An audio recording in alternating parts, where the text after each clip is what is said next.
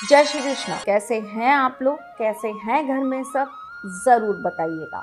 अमावस एक ऐसी तिथि होती है जिस पर हम देवी देवताओं के साथ साथ अपने पितरों को भी स्मरण करते हैं। अपने पितरों को खुश करने के लिए नाना प्रकार के उपाय करते हैं। अमावस पर पितरों को जब हम कुछ भी अर्पित करते हैं तो उनके आशीर्वाद से हमारे जीवन के रुके हुए कार्य बंधने लगते हैं। भाई, हम तो बहुत दूर बैठे हैं लेकिन वो ईश्वर के बहुत समीप हैं। अगर हम अपनी बात उनके ज़रिए पहुंचाएं ईश्वर तक तो ज़्यादा जल्दी पहुंच जाती है और उनके अंदर ताकत भी बहुत होती है हमारे कष्टों को, हमारे दुखों को दूर करवाने की। तो अमावस के दिन अगर आप भी ये कार्य करते हैं और अपने पितरों के लिए ये दान करते हैं तो आपको इससे बहुत लाभ प्राप्त होता है। लेकिन अमावस पर कुछ विशेष चीज़ों का ध्यान भी रखा जाता है जो मैं आज आपको बताने वाली हूँ। अमावस की रात्रि को ये कार्य आप ज़रूर कर लीजिए। इससे आपके घर में सुख, समृद्धि, वैभव, शांति हमेशा बनी रहेगी। मैं आपको लेकिन कुछ बहुत इम्पॉर्टेंट चीज़ें हैं जो बताना चाहती हूँ जिन पर आपको ध्यान रखना बहुत ज़्यादा ज़रूरी है।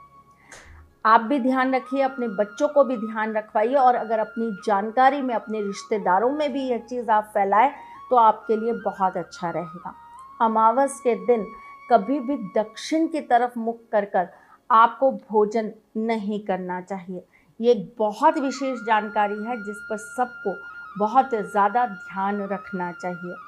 अमावस के दिन आप खाना तब तक ग्रहण ना करें जब तक आप किसी गरीब को, किसी भिखारी को, किसी ब्राह्मण को या पशु पक्षी को भोजन ना दें। देखिए, ये आपकी तथा के ऊपर है।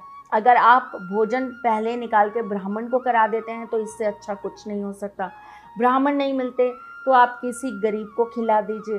गरीब नहीं आपको कोई मिलता तो आप कोई पशु पक्षी को खिला दीजिए। लेकिन आपके घर से बना हुआ भोजन पहले इनके पास पहुंचना चाहिए, तब आप ग्रहण करेंगे तो अमावस पर आपको ज़्यादा फल मिलेगा। अमावस के दिन अगर आपके घर के अंदर कोई ऐसा व्यक्ति है जिसके काम बहुत रुकते हैं, जिसके जीवन के अंदर प्रगति नहीं हो पाती है, जिसे जॉब को लेकर दिक्कत रहती है, तो अमावस पर सुबह सुबह आप एक नींबू अपने घर के मंदिर में रख दीजिए। संध्या के वक्त उस नींबू को उस व्यक्ति के सिर पे से 7 बार एंटी क्लॉकवाइज घुमाकर 4 फाड़ियों में काटकर आपको चौराहे पर जाकर फेंकाना चाहिए। ऐसा करने से उसका दुर्भाग्य खत्म हो जाता है। अमावस के दिन अगर आप काले कौओं को चावल और चीनी, उबले हुए चावल और चीनी मिलाकर अगर आप खिला पाते हैं तो ऐसा करने से आपके पितृ बहुत खुश होते हैं और आपके घर में हमेशा धन, वैभव, लक्ष्मी बनी रहती है। अमावस के दिन बाल नहीं कटवाने चाहिए। अमावस के दिन आपको मदिरा का सेवन नहीं करना चाहिए और अमावस के दिन आपको सात्विक भोजन खाना चाहिए। अमावस के दिन आप जितना ज़्यादा दान पुण्य करेंगे आपके लिए उतना ही लाभप्रद रहेगा। एक छोटी सी क्रिया और है जो मैं आपको बताने जा रही हूँ जिससे आपके घर में हमेशा सुख समृद्धि रहेगी, पितरों का आशीर्वाद रहेगा और साथ ही साथ में माँ लक्ष्मी आपसे हमेशा प्रसन्न रहेंगी। क्या करना है आपको? अमावस की रात्रि में एक प्लेट ले लीजिए और उस प्लेट के ऊपर आपको 7 टीके लगा देने हैं। किस चीज़ से? लाल रोली से आपको 7 टीके लगा देने हैं। थोड़े से चावल बुरक दीजिएगा और 3 तरह की सफ़ेद मिठाई ले लीजिएगा। उसके बाद में आपको अपने घर के ऐसे हिस्से में जहां आप पीने वाला पानी रखते हैं, किसी भी पात्र में रखते हैं, चाहे वो मटकी है, चाहे वो चरी है, किसी भी चीज़ में रखते हैं। अगर कोई चीज़ नहीं है, आप आरओ से डायरेक्ट पानी लेकर पीते हैं, तो एक जग के अंदर पानी रख दीजिएगा और उसके बगल में इस प्लेट को ढक के रखिएगा और वहाँ पे दक्षिण की तरफ बत्ती करके एक तेल का दीपक आपको रात्रि में जलाकर छोड़ देना है।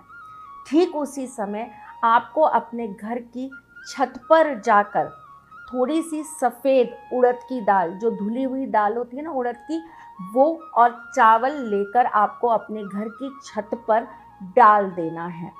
तत्पश्चात आपको नीचे आकर अपने पितरों से, अपने घर के देवताओं से प्रार्थना करनी है कि आप हमारे घर में जो भी समस्याएं हैं उनका अंत करिए, हमारे साथ जो भी दिक्कतें हैं उनका निदान करिए।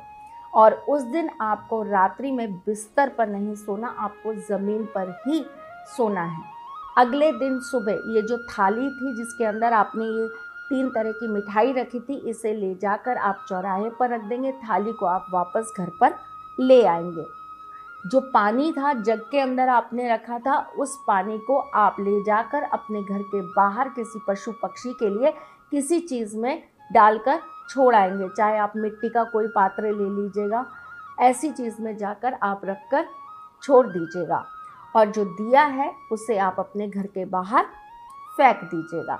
अब आपकी छत पर जो आपने दाने डाले थे उनको आप अच्छी से साफ करके एकत्रित कर लीजिएगा। जितने भी हाथ में आए उन्हें एकत्रित कर लीजिएगा और उसे ले जाकर पीपल के पेड़ के नीचे रख आइएगा।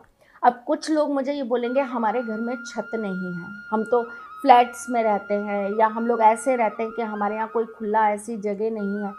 तो आपके पास कोई बालकनी होगी, आपके पास कोई ऐसी जगह होगी जो खुली होगी, जहाँ पर आप ये काम कर पाएंगे। तो ज़रूरी नहीं है कि आप छत पर ही करें, आप ये कार्य किसी खुली बालकनी के अंदर भी कर सकते हैं। अगर आप ग्राउंड फ्लोर पे रहते हैं तो आप अपने घर के आगे जो जगह होती है वहाँ पर भी ये काम कर सकते हैं। लेकिन ये जो सामान है जो आपने बिखेरा है अपनी छत पर, इसको सुबह जल्दी जाकर समेट लीजिएगा, ताकि ये जितना ज़्यादा आपके हाथ में आएगा उतना ज़्यादा आपको इसका फल प्राप्त होगा। ज़रूर करिएगा अमावस्या पे ये काम, और इससे आपके जीवन में जो भी परिवर्तन आए मुझे ज़रूर बताइएगा। जिन लोगों को काल सर्प दोष की दिक्कत है और उस वजह से उनके जीवन में बहुत अटकाव आ रहे हैं, उन्हें अमावस्या के दिन एक नाग नागिन का चांदी से बना हुआ जोड़ा लेकर शिवजी के मंदिर में जाकर अर्पित करना चाहिए। ऐसा करने से भी आपके जीवन की समस्याओं का अंत होता है। चलिए जी, चलती हूँ, फिर आऊँगी कुछ नया, कुछ अलग, कुछ अद्भुत लेकर। तब तक के लिए मुस्कुराते रहिएगा, रिश्तों में मजबूती बना के रखिएगा, अपने साथी के साथ में जुड़े रहिएगा, प्यार देते रहिएगा, प्यार लेते रहिएगा। ख्याल रखिएगा अपना और उनका जिनसे आप प्यार करते हैं। मैं जल्द आपसे मिलने आऊँगी, तब तक के लिए जय श्री कृष्ण।